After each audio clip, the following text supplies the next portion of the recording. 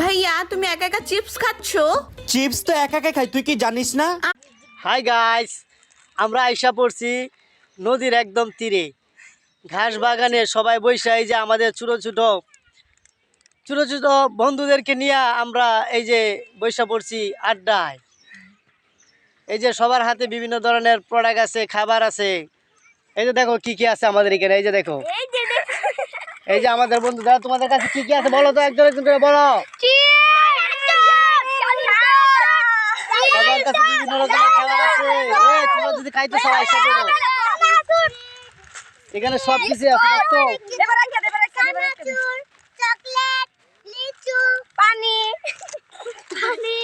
আমরা আছি প্রকৃতির মাঝে, একদম ন্যাচারাল প্রকৃতি। দিবা তোমরা কথা বললো না, ঠিক আছে?